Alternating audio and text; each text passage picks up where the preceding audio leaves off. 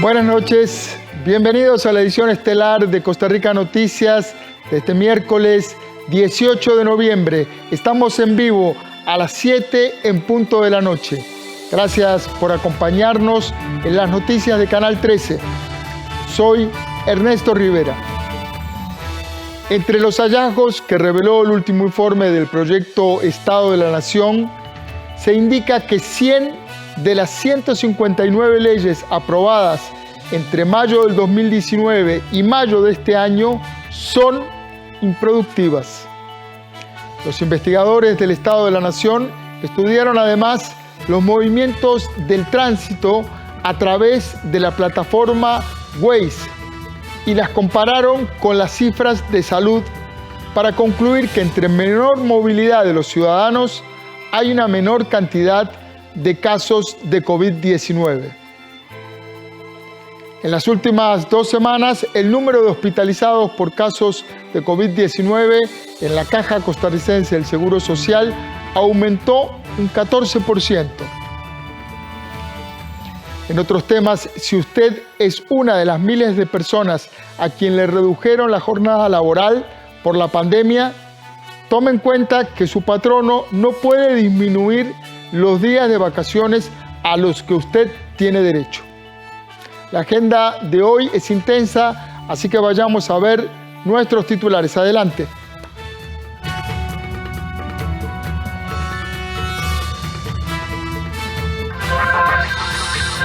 De las 159 leyes que aprobaron los diputados entre mayo del 2019 y mayo de este año son improductivas, así lo destaca el informe Estado de la Nación.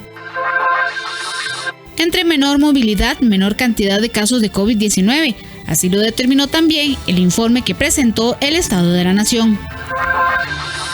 En las últimas 2 semanas, el número de hospitalizaciones en la Caja Costarricense de Seguro Social aumentó un 14% debido al COVID-19. Si a usted le redujeron la jornada laboral debido a la pandemia, tome en cuenta que su patrono no puede disminuir los días de vacaciones a los que usted tiene derecho. Entre mayo del 2019 y mayo de este año, los diputados aprobaron 159 leyes, pero de esas 159, 100 son productivas o impactan en el desarrollo humano. Así lo indica el informe del Estado de la Nación. La periodista Melanie Corrales nos informa sobre ese y sobre otros temas. Buenas noches, Melanie, adelante.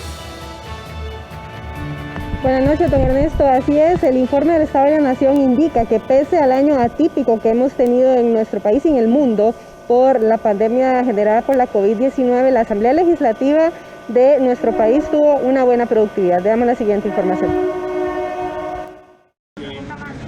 Pese a las condiciones atípicas que generó la pandemia, el último informe del Estado de la Nación señala que el sistema político de nuestro país reaccionó y dio una respuesta activa para atender la crisis. Según el informe, la Asamblea Legislativa registró una alta productividad, la aprobación del mayor número de leyes sustantivas en 34 años, una disminución en duración de la aprobación de la legislación y mejoras en la mayoría de sus indicadores. El análisis del más reciente informe del Estado de la Nación estudió una serie de razones para entender el desempeño atípico del legislativo, descartando varias hipótesis y señalando como aspecto decisivo la combinación de 3 factores: el debilitamiento de los actores con capacidad de veto, el hecho de tener un partido no tradicional en el gobierno y la amenaza de una inminente crisis estructural. Para el politólogo Gustavo Araya, los cambios en el reglamento legislativo, sumados a una representación multipartidista, obligaron a los diputados a tener más negociaciones entre las diferentes fracciones. Efectivamente, Costa Rica ya ha empezado desde el 2002 para acá a empezar a funcionar con el sistema multipartidista. Los partidos políticos teniendo menor cantidad de fracciones, teniendo menor cantidad de diputados y muchísimas más fracciones, pero aunque hay fracciones que se han fraccionado también, eso les ha obligado necesariamente a tener una mayor calidad y cantidad de negociaciones. Entonces, esto facilita el trabajo legislativo en primer lugar.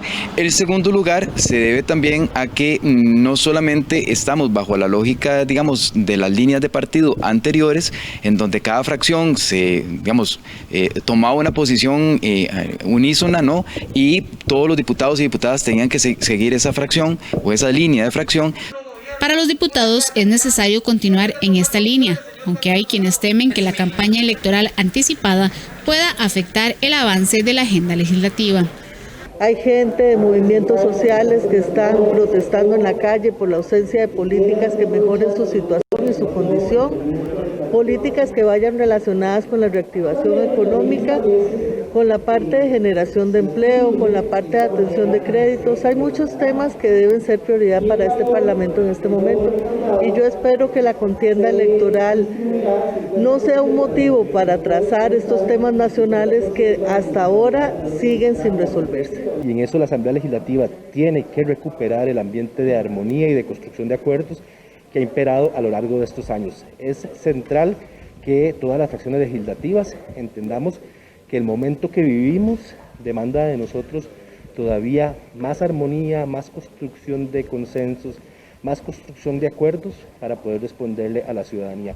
Que nos pongamos todos la mano en el corazón y entendamos que lo que más importa es Costa Rica y que el tema electoral debe tratar de aminorar su impacto, o debemos de tratar de aminorar su impacto para concentrarnos en las tareas que todas son difíciles, no hay proyectos fáciles, especialmente en materia fiscal y económica.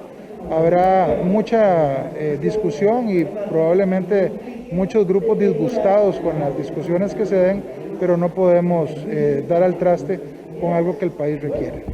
El informe también señaló que a pesar de las debilidades que arrastraba el Poder Ejecutivo previo a la pandemia, caracterizadas por débiles apoyos ciudadanos debido a las elecciones nacionales del 2018, la reactivación de la protesta ciudadana con repertorios más confrontativos, una alta y temprana inestabilidad del gabinete, la estabilidad política del país no se vio afectada.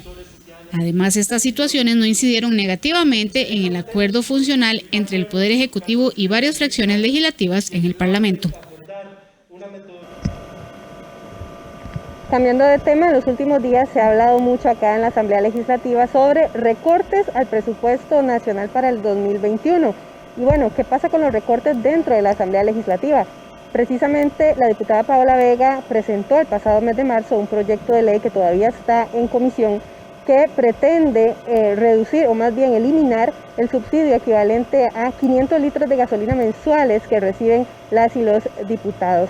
¿Qué ha pasado con este proyecto de ley? Bueno, sigue en la Comisión de Asuntos Económicos y no ha avanzado todavía. Algunos legisladores se oponen a este proyecto de ley porque consideran que es injusto debido a que no se aplica, por ejemplo, en el Poder Ejecutivo y que ellos en su mayoría utilizan los carros personales para trabajar y para también ir a giras fuera del Congreso. Veamos. De acuerdo en aprobarla, pero siempre y cuando las demás instituciones del Estado hagan lo mismo. Incluso ministerios, Tribunal Supremo de Elecciones, Poder Judicial. Nosotros hemos estado trabajando para un proyecto en esa misma línea, pero para abarcar al Poder Ejecutivo, no solo al Legislativo, al Judicial y ciertas instituciones del Estado. Que muchos diputados usamos la gasolina para trabajo y ponemos nuestros carros a disposición de la Asamblea Legislativa. Sin embargo, se puede analizar, claro que sí, pero creo que lo más importante es enfocarse en los verdaderos recortes que necesita el país, no en recortes tan pequeños. No tengo ningún problema en si a los diputados les tiene que quitar la gasolina. Yo lo que le digo a la diputada Vega es que no sea tan hipócrita, que haga lo mismo con el Poder Ejecutivo, porque los diputados tienen gasolina, pero los ministros y viceministros tienen gasolina y vehículos y chofer.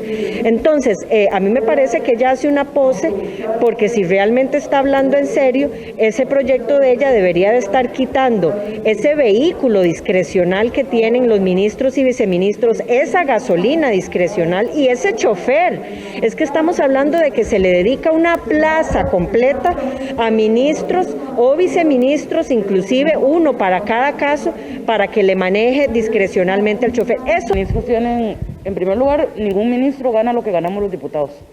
Los ministros tienen un salario bastante menor que los diputados, que tienen un salario exageradamente alto y que no se ha discutido la posibilidad de bajarlo.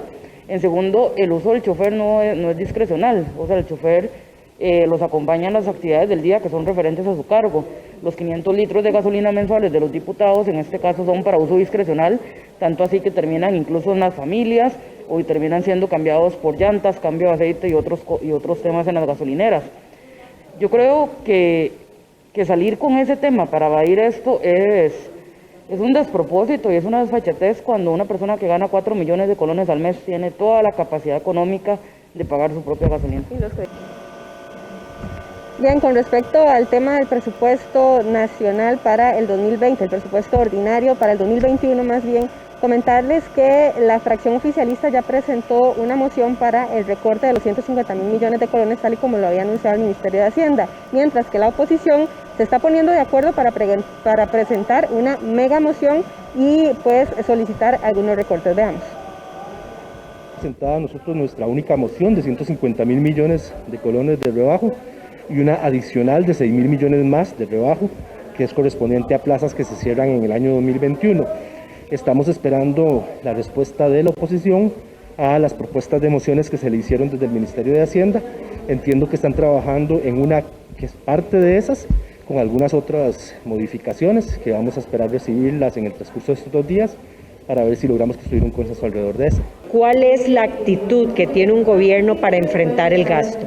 Porque vemos que las mesas de diálogo dicen que no quieren nada con la negociación del Fondo Monetario. Vemos además cómo la oposición le ha señalado al gobierno la voluntad de hacer algunos ajustes. Entonces aquí lo que se quiere ver es si el gobierno realmente le entra al gasto, porque eso no es lo que parece. El gobierno le quiere entrar al gasto cuando se trata de quitar la parte fácil, como infraestructura o programas sociales. Me parece que esa moción de gobierno debería de estar reflejando el esfuerzo de la grasa.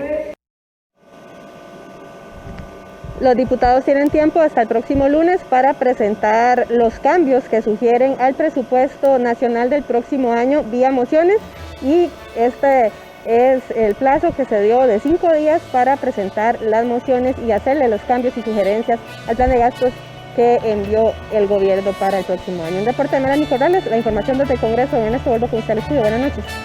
Buenas noches, muchas gracias a nuestra compañera Melanie Corrales desde la Asamblea Legislativa. A las 7 de la noche con 13 minutos hacemos la primera pausa comercial y ya regresamos con todo el resto de la información.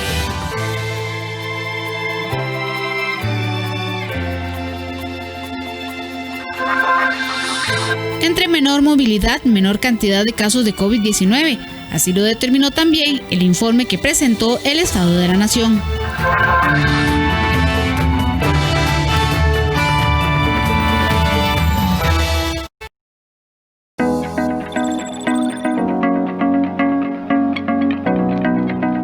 En este tiempo de pandemia hemos dispuesto espacios diferenciados de los servicios de emergencias y urgencias de la Caja para atenderle de manera segura. Use mascarilla todo el tiempo y mantenga la distancia con otras personas. Al ingresar, siga las indicaciones del personal e informe si ha estado en contacto con una persona sospechosa o confirmada por COVID. Lávese las manos en el área designada. Recuerde que solo se permite que los adultos mayores, menores de edad, embarazadas o personas con una discapacidad asistan con un acompañante. Si tiene alguna duda, consulte con el personal de salud.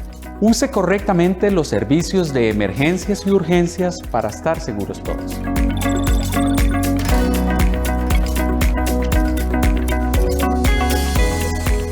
Ábrale la puerta de su casa a nuestra caravana navideña. Le llevamos la fiesta hasta su hogar. 2 horas llenas de diversión, música, tradiciones y muchas sorpresas más. Caravana navideña, a partir del sábado 21 de noviembre por 13, Costa Rica Televisión y 101.5 Costa Rica Radio. Te invita. Estás muy pensativo. Sí, pensando en mis deudas. El 10 tengo que pagar el carro, el 15 la casa y la tarjeta. Pero hacerlo más fácil. Yo unifiqué mis deudas con el BCR. Ahora pago una sola cuota en una sola fecha y... un solo banco. Deje de pensar en tantas deudas y unifíquelas en el BCR. Pague menos por mes. Solicite ya su crédito al completar el formulario en bancobcr.com y en la app BCR Móvil. Somos el Banco de Costa Rica. El mañana será mejor.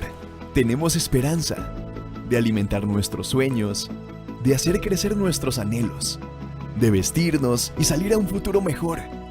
Lo haremos con esfuerzo, con nuestras ideas. Cada paso cuenta, como también cuenta cada cuota para nuestra futura pensión. Adelante, Costa Rica. El futuro se construye hoy. Caja Costarricense de Seguro Social. Banco Popular presenta el tipo de cambio. Vamos ahora a la cotización de la divisa estadounidense. El precio del dólar para hoy en la compra, 604 colones con 11 centavos. El precio del dólar en la venta, 610 colones con 62 centavos.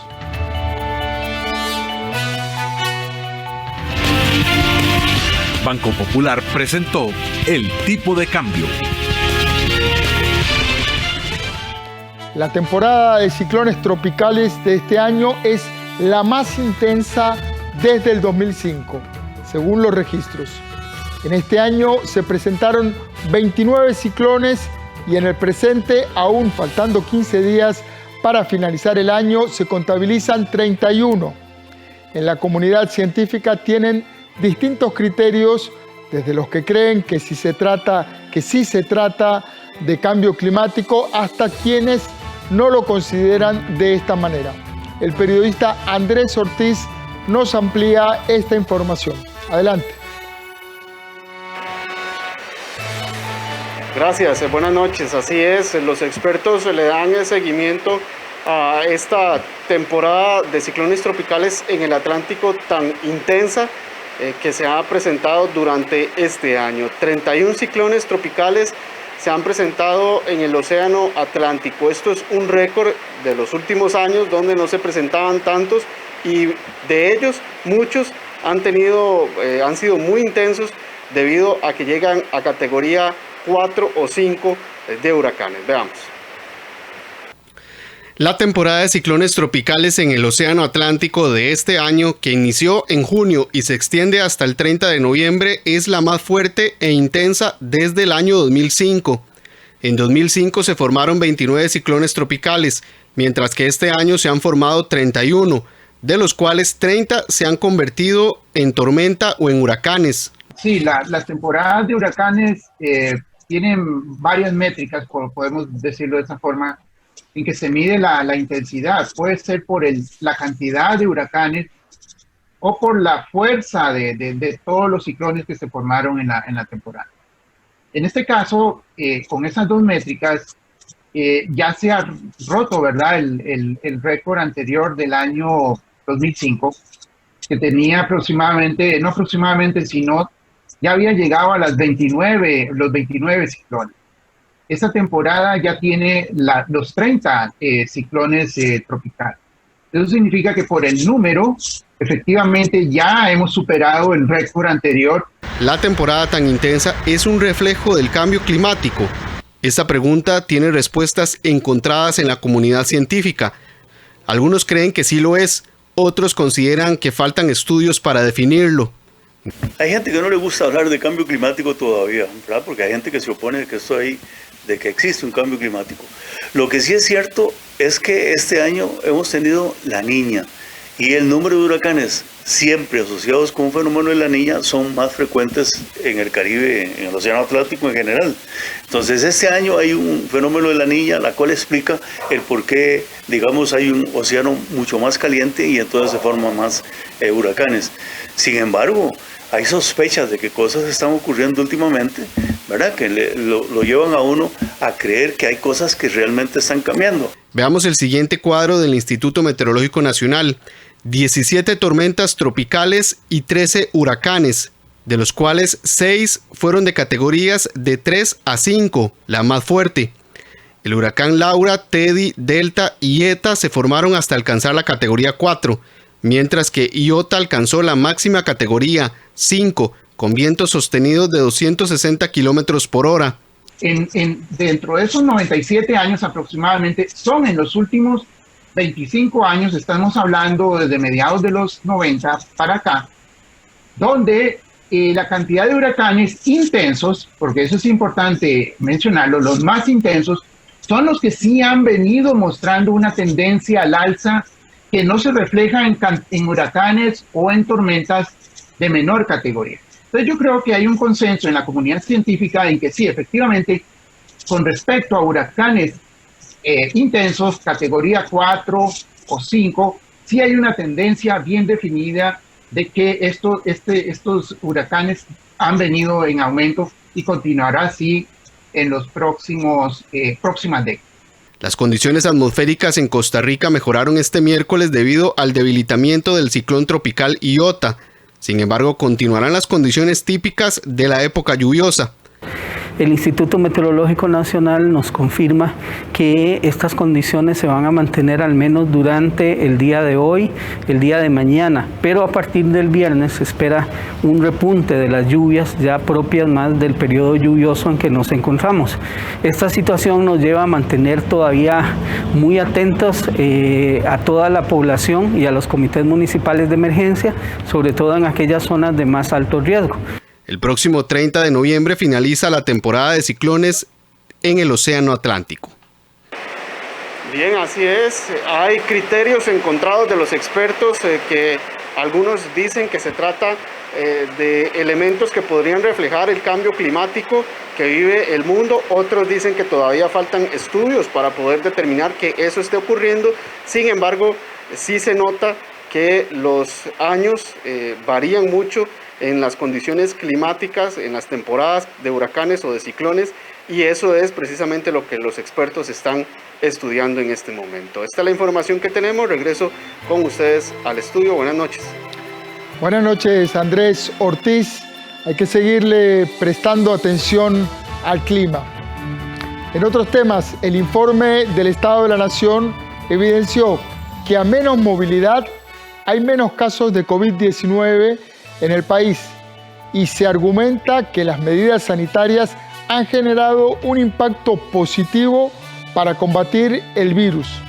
Nuestra compañera, la periodista Ana Marta Arce, nos trae la información. Buenas noches, Ana Marta. Hola, ¿qué tal? Muy buenas noches, don Ernesto y amigos televidentes. Muchos son los ciudadanos que actualmente están en contra de la restricción vehicular. Sin embargo, tal y como usted lo menciona, el informe del Estado de la Nación evidenció que las medidas sanitarias que se han tomado para combatir la COVID-19 son efectivas. Entre ellas estamos hablando de la campaña Quédate en casa, del teletrabajo y de la restricción vehicular. La investigación señala que a menor movilidad hay menor cantidad de personas infectadas del virus y viceversa, mayor movilidad se presenta una mayoría de casos o de personas infectadas de la COVID-19. Por otra parte, también la Dirección de Tránsito ha indicado que en los momentos donde se registraron o donde se dio una restricción vehicular más fuerte fue donde se dio una disminución importante en muertes en carretera y también en accidentes de tránsito. Sin embargo, con las aperturas que se han registrado desde el mes de septiembre y en octubre, se ha incrementado también tanto las muertes como los accidentes de tránsito. Vamos a ver la información que hemos preparado. Tras una serie de investigaciones, el informe del Estado de la Nación evidenció que medidas como el teletrabajo, quédate en casa y la restricción vehicular han sido eficientes para contener el incremento de casos por COVID-19.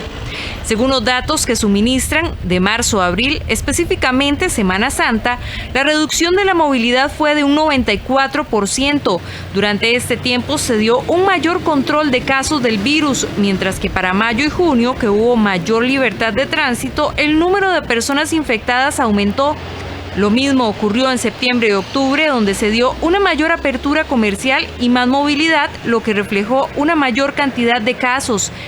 Y encontramos que las zonas que tienen mayor cantidad de movilidad, medida y estimada por Waze, tienden a tener mayor cantidad de contagios por COVID. Esa es una relación estadística significativa, es decir, sí es importante. Y eso lo que nos demuestra es básicamente que ciertos controles a la movilidad de personas, que pueden ser por múltiples formas, esos controles ayudan a controlar también la velocidad de contagio del virus. Valga decir que esos hallazgos coinciden con los hallazgos de los estudios que se están haciendo en otras partes del mundo sobre este mismo tema, específicamente partes de Estados Unidos, Europa y China. La Policía de Tránsito también ha señalado que la restricción vehicular ha causado un efecto positivo, pero no solo en la reducción de infectados por el virus, sino también en la baja de accidentes de tránsito e incluso de muertes en carretera. Según manifestó Germán Marín, director de la Policía de Tránsito, en los primeros meses de la pandemia, donde se dio una estricta restricción, hubo días en que no se registró un solo accidente en carretera. Sin embargo, con el paso de los meses y mayor apertura, van aumentando tanto las muertes como los accidentes. En este caso tenemos que ver que en estos primeros 10 meses del presente año logró una reducción en todo el acumulado entre el 2019 con el 2020, alrededor de 109 personas fallecidas menos entre un año y el otro. Pues obviamente está corriendo el mes de noviembre y lamentablemente pues sí ha venido a darse un incremento. Ya el mes de octubre comenzamos a contabilizar un número ya importante de personas fallecidas. En este mes de noviembre ya llevamos 13 personas víctimas mortales por accidentes de tránsito. El investigador del Estado de la Nación, Estefan Gómez, indicó que es necesario mantener este tipo de medidas en tiempo de pandemia, pues evidencian que son efectivas, pero recalcó que este control debe ser más flexible en zonas donde exista menor contagio y con ello no afectar la economía de estos sectores que tienen un mejor panorama. ¿Por qué? Porque hay zonas que tienen bajo nivel o incidencia de contagios. Entonces, de pronto, esas zonas no es necesaria apagarlas y generar restricciones muy fuertes, porque además generaría un efecto económico muy nocivo para zonas que en ese momento son relativamente seguras. Por eso es tan importante tener herramientas que estén revisando y monitoreando cómo se están moviendo los flujos de personas por un lado y los contagios por el otro, de tal forma de que logremos identificar cuando hay un pico de contagios y de flujos, cómo apagar esas zonas para tenerlas en mejor seguridad. Precisamente la Caja Costarricense de Seguro Social hizo un llamado a la población debido al aumento de accidentes de tránsito en los últimos días e informó que de enero a septiembre se contabilizan 11.238 accidentes en carretera, siendo los hombres con edades entre los 20 y 44 años los más afectados. Esta semana la institución les hace un llamado a todos los conductores para que prevengamos los accidentes de tránsito, tomemos conciencia de que cada vez que tomamos los vehículos podemos ser víctimas de accidentes de tránsito, respetemos las normas de seguridad vial y no seamos uno más de los tantos accidentes que este año alcanzan más de 11.000 accidentes. La Policía de Tránsito realizó ya la solicitud para que la restricción vehicular se mantenga incluso un poco más fuerte durante el mes de diciembre y esto permita no solo frenar el contagio de COVID-19, sino evitar muertes en carretera. Son varias las personas que ya han presentado un recurso de amparo para que se elimine la restricción vehicular. Hasta el momento el gobierno no ha indicado cuál va a ser el procedimiento para el mes de diciembre, sin embargo, como lo veíamos en la nota que presentamos hace algunos minutos, ya la Dirección de Tránsito ha hecho la solicitud de que se mantenga la restricción vehicular para el mes de diciembre y no solamente que se mantenga, sino que se apliquen medidas un poco más fuertes de las que tenemos actualmente.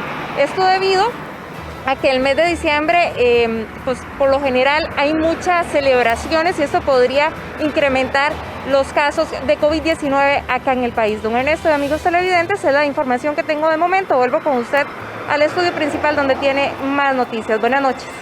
Buenas noches, muchas gracias por la información a nuestra compañera Ana Marta Arce.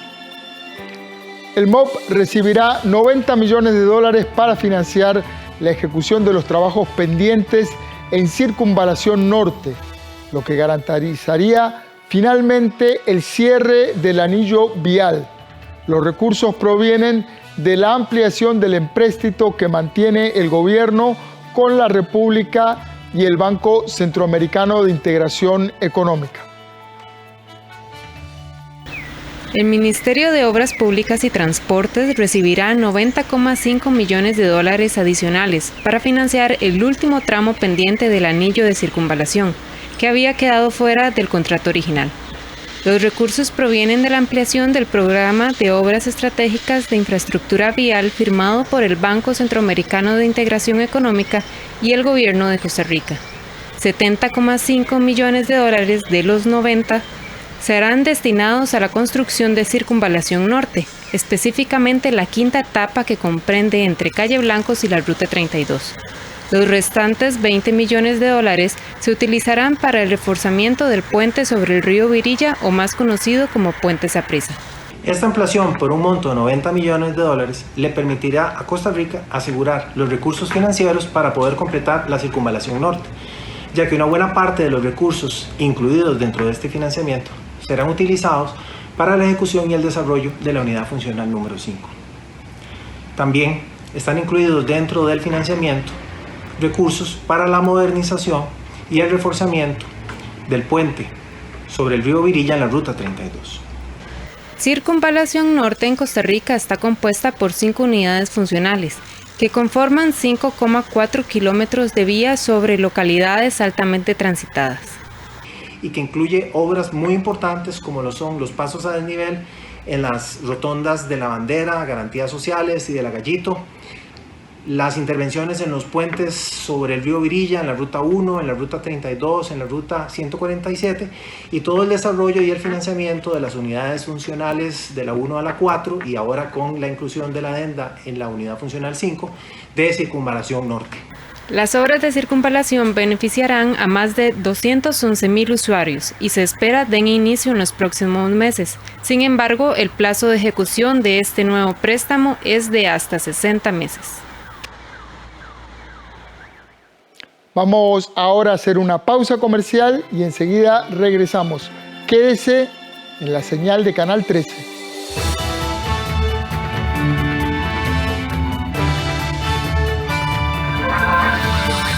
Si a usted le redujeron la jornada laboral debido a la pandemia, tome en cuenta que su patrono no puede disminuir los días de vacaciones a los que usted tiene derecho.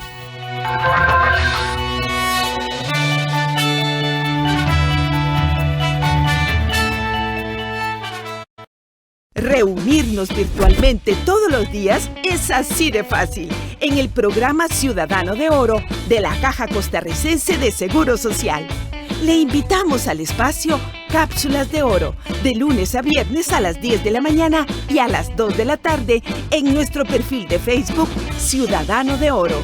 Hablamos de cocina, ejercicio físico, psicología y muchos temas más. ¡Viva una nueva normalidad desde su casa!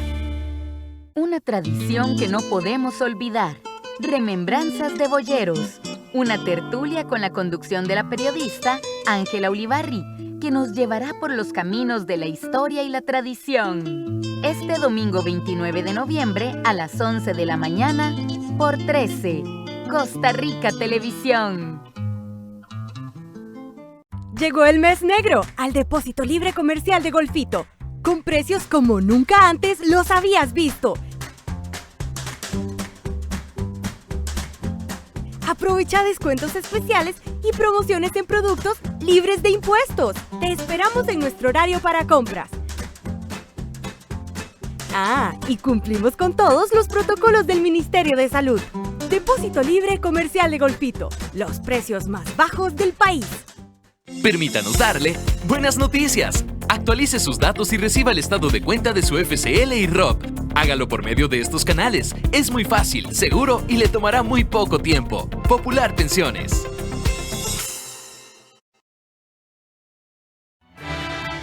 Popular Pensiones te presenta la tasa básica pasiva. En este momento vamos a ver el valor de la tasa básica pasiva que se utiliza como insumo para calcular los créditos en colonos. La tasa básica pasiva es de 3,35%.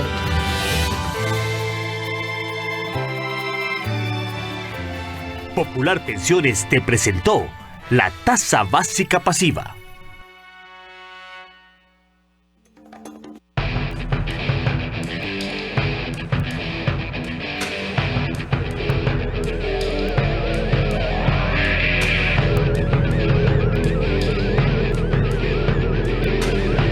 Vamos ahora a nuestra ya habitual conversación, adelanto de los deportes, de lo que vamos a tener en los deportes hoy a las 8:30 de la noche en Deportivas del 13.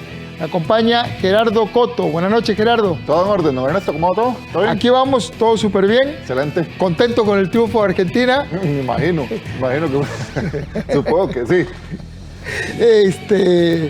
Las que no están para nada contentas son las chicas del Sub-20 que se venían entrenando con todo y tuvieron un alegrón de burro. Sí, don Ernesto, buenas noches, bienvenidos a todos a este adelanto de Deportivas del 13. O sea que ayer lo hablábamos, ¿verdad? Y precisamente hoy, no es que la FIFA ya terminó de cuajarlo, pero sí iba a ser un hecho que las muchachas edad o nacidas en el 2000, que serían las que tendrían que jugar ahorita, no van a estar, por una cuestión obviamente de edad. El Mundial es Sub-20, ya serían Sub-22, digamos. Entonces, pues sí, lamentablemente este proceso se va a cortar, es muy probable. Podrían aspirar a Juegos Olímpicos ya como Sub-23 en otro momento, pero sí, lo que será una realidad muy probablemente es que para el 2022 tenga que ser otro proceso de muchachas las que nos representen para el Mundial de Costa Rica en 2 años. Una tragedia deportiva en el sentido de que lo mismo ha pasado en las guerras mundiales cuando se han interrumpido los procesos de Olimpiadas. Hay gente que entrena muy duro, que le pone mucho corazón, mucho esfuerzo, incluso económico, posterga carreras, demora decisiones, metiéndole al deporte para participar en una competencia internacional como esta, y algo externo, en este caso una pandemia, sí, corta ese impulso. Incluso, don Ernesto, hablando de dinero, sobre todo en estos tiempos, todavía en las épocas de la Primera y Segunda Guerra Mundial, digamos que el deporte era un poquito romántico, ¿verdad? Entonces, claro, había entrenamiento, había pérdida de tiempo, entre comillas, para los atletas que al final por las guerras no pudieron ir, pero no había esa cuestión lucrativa tan fuerte como hoy. Usted imagínese lo que es que el año entrante todavía, ojalá no, pero que esto todavía ande medio espeso y que digan, no hay Juegos Olímpicos. Usted se imagina el platal que va a perder Japón, que van a perder todos los países en la inversión de atletas, ¿verdad? Bueno, recuerde lo que costó que Japón postergara. Claro. Los japoneses no adelantaron hasta que ya no les quedó más alternativa postergar los juegos. Sí, así es. Y bueno, hasta el momento tenemos juegos. Pero bueno, volvemos a lo mismo. Hay que ver si el año entrante todo está relativamente bien como para que haya juegos. Porque si el año entrante no los hay, olvídese, ¿verdad? Y esa sería una gran pérdida de dinero para todos los países que invirtieron en atletas élite, para Tokio, todo lo que ha invertido en dinero para la ciudad. Pero bueno, por lo pronto, volviendo al tema nuestro, pues sí, el Mundial, ya para estas muchachas lamentablemente, pues tendrá que ser en otra ocasión un Mundial mayor, unos Juegos Olímpicos. Lamentable. Y el COVID no da respiro. Se metió también en el equipo limonense. Pues nos puso a correr a todos en la prensa a ver qué iba a pasar, don Ernesto, porque la UNAFUT se pronunció hace una hora. Ajá. Y dijo que sí iba a haber partido. El tema es que Limón tiene 5, no lo he esclarecido muy bien si son 7 o son 6. Lo que pasa es que la UNAFUT lo que dice es que dentro de esos 7 jugadores que están contagiados, que ya están con positivos de COVID. Es correcto, que están con positivos, tienen que ser los 7 que tengan una preponderancia en cantidad de minutos jugados durante el campeonato.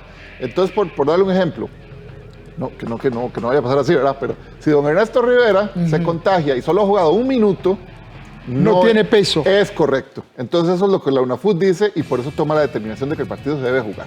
Así que de momento, si no pasa nada raro, mañana tenemos partido a las 3. El COVID nos ha puesto en un montón de decisiones que al final cuesta entender la lógica, ¿verdad?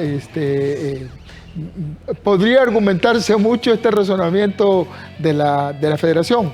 Sí, es todo un tema, ¿verdad? Es un asunto también incluso de patrocinios, ¿verdad? Hay un tema económico detrás del torneo. Incluso, don Ernesto, recuerde que la tercera vuelta, que es la que se está jugando ahorita, en principio se había dicho, si llegamos a tal fecha y la segunda vuelta no ha terminado, no hay tercera vuelta. Y los clubes se echaron para atrás, cambiaron el reglamento y hay tercera vuelta porque hay que jugarla, ¿verdad? Es un asunto... El famoso don dinero manda. Es todo un tema, ¿verdad? Es todo un tema. Gerardo Coto, en unos minutos en Deportivas del 13, con toda esta información deportiva y más. Correcto, sí señor. A las 8:30 nos vemos después de don Ernesto. Estaremos por acá. Muchas gracias. Gracias, Gerardo. Mucho gusto. En otros temas, casi 4.000 personas de nacionalidad nicaragüense han sido trasladados desde la frontera con Panamá, en Paso Canoas, hasta la frontera con Nicaragua, en Peñas Blancas. Desde el cierre de fronteras terrestres, el país realizó 32 traslados controlados, ya que los extranjeros pretenden retornar, lógicamente, a su país. Estos son parte de los traslados que la Policía Profesional de Migración realiza desde junio para llevar de frontera a frontera a nicaragüenses que decidieron regresar a su país, pero por mantenerse la frontera terrestre cerrada debido a la pandemia, los tres países llegaron al acuerdo de trasladarlos de manera controlada. Las autoridades panameñas, costarricenses y nicaragüenses realizaron un acercamiento donde acuerdan de manera verbal realizar este proceso en donde las autoridades panameñas remiten los listados de las personas nicaragüenses al Ministerio de Gobernación de Nicaragua y luego de que estas han sido autorizadas se inicia con el proceso ya logístico y operativo por parte de nuestros oficiales de la Policía Profesional de Migración en Costa Rica, recibiendo los grupos en la frontera de Paso Canoas, cumpliendo con los requisitos establecidos, entre ellos la prueba COVID negativa, para posteriormente trasladarlos a través del territorio costarricense hasta la frontera norte sin realizar ningún tipo de parada ni detenerse, así previendo y conteniendo cualquier tipo de disipación del virus del COVID en nuestro territorio. Desde entonces, la Policía Profesional de Migración ha realizado un total de 32 traslados de 3.900 personas. Estas operaciones se realizan mediante un control de egreso de Panamá, ingreso a Costa Rica y salida hacia Nicaragua. Es importante indicar que al día de hoy se han hecho 32 burbujas sanitarias humanitarias, que son los convoys que realizamos de sur a norte, y se han atendido y se han trasladado aproximadamente 3.900 personas nicaragüenses que han llegado a su país luego de haber estado en territorio panameño laborando. Por el momento, las fronteras terrestres se mantendrán cerradas.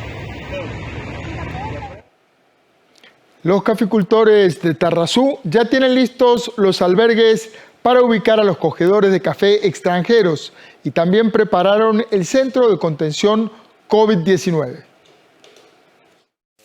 En el cantón de Tarrazú ya inició el periodo oficial de la recolección de café 2020-2021, cuya finalidad es generar 800.000 fanegas de café, indicó el gerente de campo de Cope Tarrazú. Ante esta situación, los empresarios tomaron las medidas del caso para recibir a los cogedores de café provenientes del extranjero y por la pandemia generada por la COVID-19. Nuestro departamento ha realizado cerca de 2.000 visitas a los albergues donde las personas van a estar hospedadas durante el proceso de recolección de café en las fincas. Este proceso es realmente importante ya que este año tenemos un lineamiento bien importante del Ministerio de Salud. En caso de presentarse cogedores contagiados o sospechosos de padecer la enfermedad como medida preventiva, esta cooperativa caficultora alistó el centro de contención para pacientes en el estadio municipal del cantón, aseguró Monge. Es una infraestructura de 2.800 metros cuadrados que está totalmente equipada para atender 250 personas de manera simultánea y que justamente el lunes pasado fueron recibidas ya las instalaciones finalizadas por parte de la empresa constructora a cargo de este proceso. Esta infraestructura cumple a cabalidad con el lineamiento específico del Ministerio de Salud para este tipo de albergues y de hecho ya contamos con la habilitación para la operación del Ministerio de Salud de esta infraestructura. El jerarca dijo que la infraestructura funcionará por unos 6 meses para dar soporte al Ministerio de Salud. Este año los 5.000 caficultores necesitan unos 14.000 recolectores del grano de oro. En las últimas 2 semanas, el número de hospitalizados en la Caja Costarricense del Seguro Social se ha incrementado en un 14%. La Caja le pide a la gente que mantenga estrictamente los protocolos sanitarios para evitar los contagios.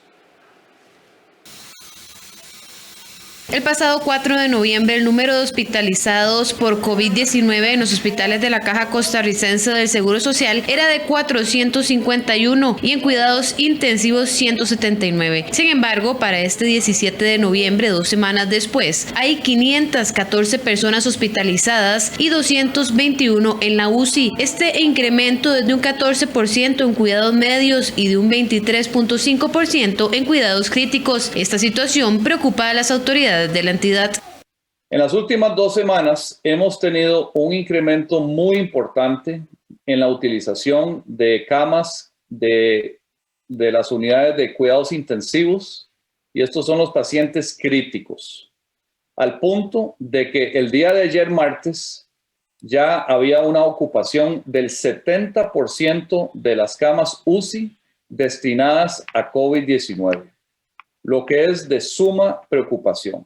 En la Caja del Seguro Social aún no califican esta situación como una segunda ola de crecimiento pandémico. Tenemos que todavía seguir analizando la tendencia, ¿verdad? No podríamos decir a ciencia cierta y con gran certeza si esto se va a mantener. Hemos visto a lo largo de toda la pandemia picos esporádicos que se hacen. Nosotros realmente, pues desde hace algunas semanas veníamos de alguna manera viendo una tendencia hacia la baja. Esa tendencia se rompió por algunos días, es lo que estamos viendo en este momento, pero realmente no podemos asegurar a ciencia cierta si esa tendencia se rompió del todo y seguirá hacia la alza, y es lo que podemos esperar. Ante estos datos, la institución indica que los servicios y el personal están preparados en caso de que las hospitalizaciones bajen o vuelvan a subir. Para afrontar los daños que la pandemia le produjo a la economía, miles de patronos de negocios tuvieron que tomar decisiones como la suspensión o reducción de jornadas laborales. Para aquellos que tuvieron que acudir a estas medidas, les contamos cómo deben calcular las vacaciones y los aguinaldos.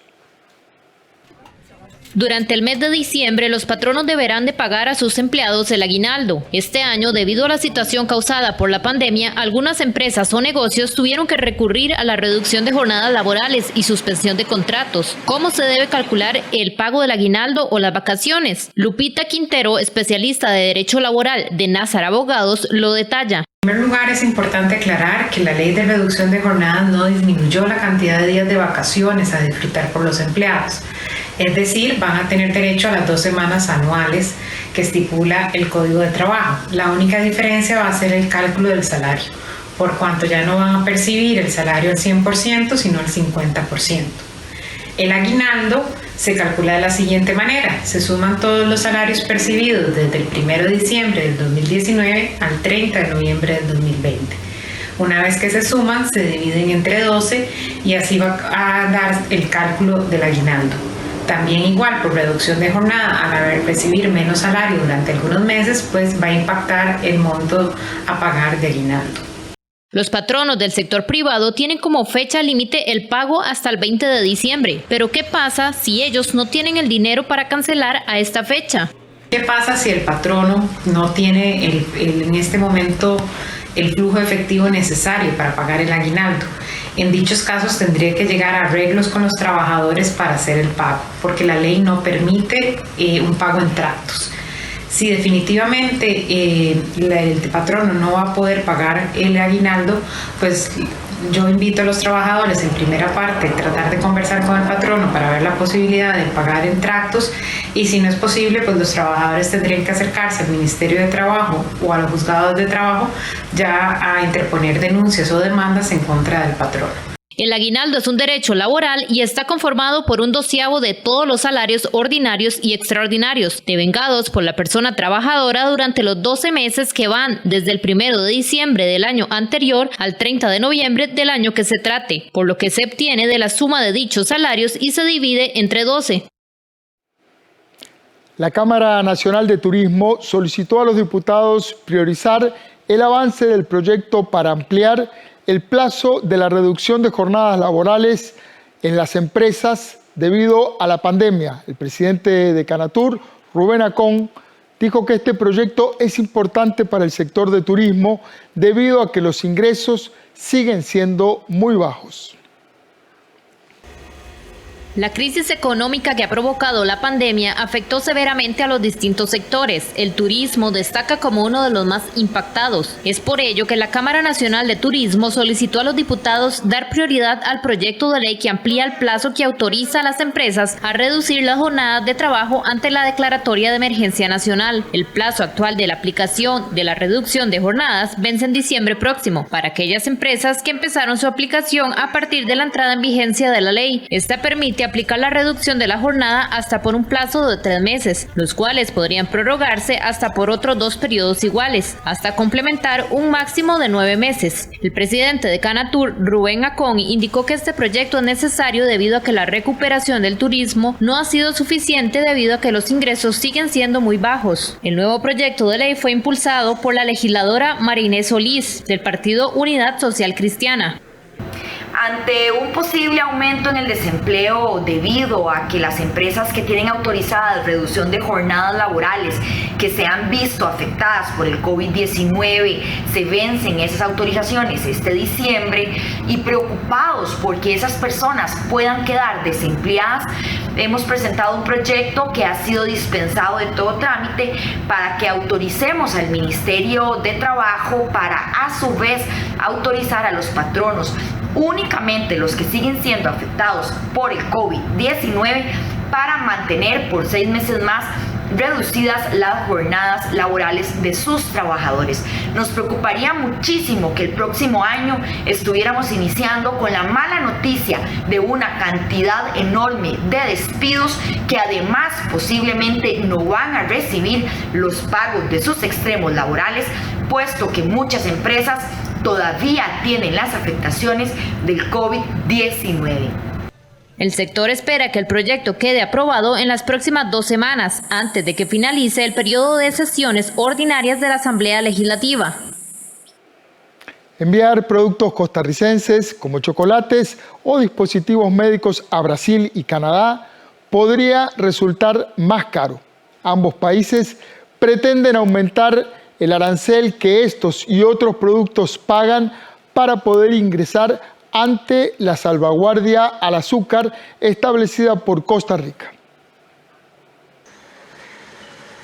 Brasil y Canadá podrían aumentar el arancel a varios productos ticos que se exportan hacia ambos países ante la salvaguardia establecida por Costa Rica a las importaciones de azúcar. En el caso del país suramericano, este notificó a la Organización Mundial del Comercio, OMC, una lista preliminar de productos a los que se les aplicaría a partir de este martes 17 de noviembre una elevación de aranceles del 27,68%. Son 4 productos a los que se les incrementaría el arancel: sustancias de origen animal para la preparación de productos farmacéuticos, chocolates y preparaciones alimenticias que contienen cacao, así como extractos, esencias y concentrados de té, y condimentos en envases de contenido inferior o igual a 1 kilogramo.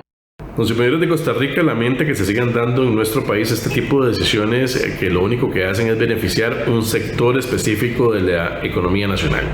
Estas acciones proteccionistas que violentan los legítimos intereses económicos de los consumidores ahora no solamente afectan a la población, sino que también va a afectar otros sectores económicos que se requieren para dinamizar la maltrecha economía nacional. Según las cifras aportadas por Brasil, podrían tener una afectación de hasta 3,7 millones de dólares por la salvaguardia fijada al azúcar. Por su parte, el ministro interino de Comercio Exterior, Duainer Salas, comentó que pretenden seguir con las conversaciones, que hasta el momento no han generado un acuerdo con dicho país. Con Brasil hemos mantenido diálogo y negociaciones constantes desde hace algunas semanas, justamente en línea del interés de Brasil de recibir una compensación sobre la salvaguardia que se impuso a las importaciones de azúcar refino. Estas conversaciones con Brasil siguen activas. En el caso de Canadá, este notificó al Consejo de Comercio de Bienes de la OMC su intención de reservarse el derecho de aplicar la suspensión de concesiones arancelarias. Esto consiste en eliminar una determinada concesión arancelaria a un producto de exportación al país. La papaya, la yuca, el azúcar, la piña, el café, los productos alimenticios congelados y dispositivos médicos son los principales productos de exportación hacia Canadá. Alguno o varios de esos productos nacionales podrían verse afectados ante un eventual incremento en los aranceles que que se pagan. En agosto, el Ministerio de Economía, Industria y Comercio, MEIC, decidió mantener en el alto el arancel del 76,35% a las importaciones de azúcar como medida de protección para los productores nacionales. Según el gerente general de la empresa Maquila Lama, Juan Carlos Sandoval, el gobierno debió ajustarse a los criterios técnicos donde se indicó que no existían argumentos para aumentar los aranceles en ese porcentaje. Esto nació de una salvaguardia por amenaza de daño, es decir, que las importaciones que estaban ingresando amenazaban con causar un daño, pero nunca se comprobó. Realmente lo que pide Canadá y Brasil es simplemente que se les permita ingresar la cantidad de azúcar que estaba ingresando antes de la introducción de la salvaguardia. Maquila Lama es una empresa que se dedica al empaque y distribución de granos de primera calidad como el azúcar. Hacemos ahora nuestra última pausa comercial y ya venimos con la última información.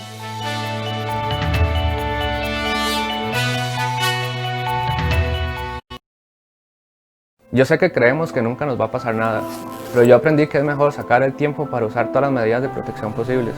Yo venía por aquí, a pocos metros de llegar a mi casa, y justo en ese lugar tuve un fuerte impacto con un automóvil.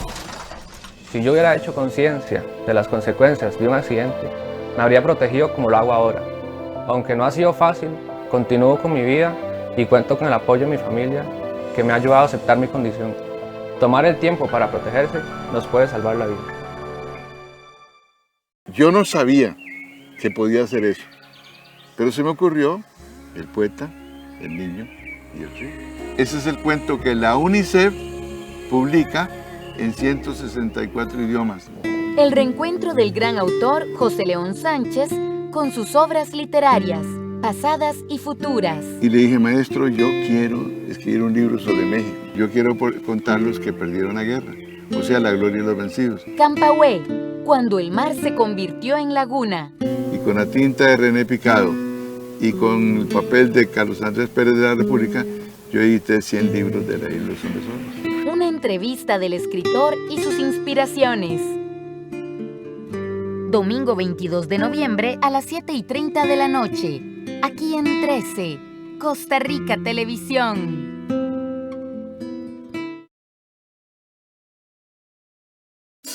Todos los miércoles a las 4 de la tarde podés escuchar un nuevo episodio de En Contacto, el podcast del INA, sobre actualización constante y aprendizaje continuo para el trabajo. Una conversación práctica para mantenernos en contacto. Encontranos en las plataformas de Spotify y Anchor como En Contacto.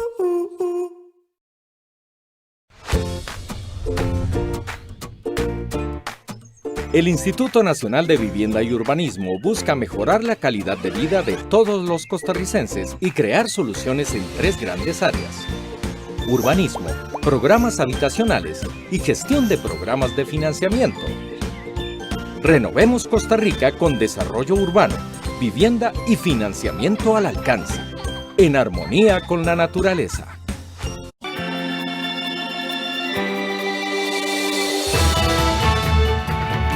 Un curso de pintura, una exposición artística y una memoria documental de la pandemia. Estas son parte del menú de fin de semana y se lo contamos en la sección Cultura. El Ministerio de Cultura y Juventud presenta Agenda Cultural.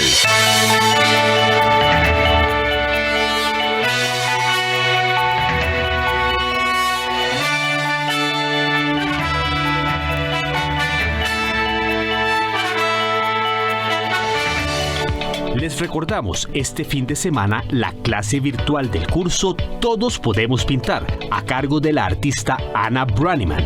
Cada sábado usted podrá accesar nuevos contenidos mediante el video de la clase que se compartirá al mediodía en el Facebook del Museo Histórico Cultural Juan Santamaría.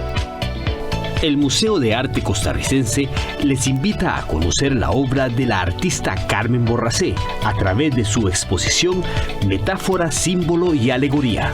Les invitamos a visitar esta muestra siguiendo todos los protocolos de salud, de martes a domingo de 9 a 4 de la tarde y reservando su espacio al teléfono 4060-2315. La entrada al museo es gratuita. El Archivo Nacional y el Centro Costarricense de Producción Cinematográfica invitan a la ciudadanía a compartir sus experiencias y vivencias durante la pandemia a través de fotografías, dibujos, poemas, entre otros documentos. La iniciativa Archivo CR COVID-19 convoca a niños, niñas, jóvenes y adultos para que formen parte de esta memoria documental del país.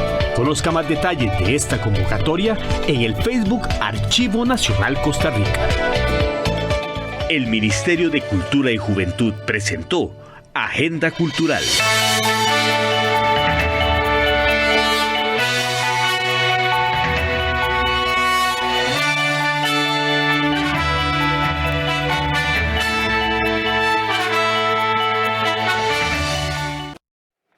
A las 8 de la noche llegamos por hoy al final de esta edición estelar de Costa Rica Noticias.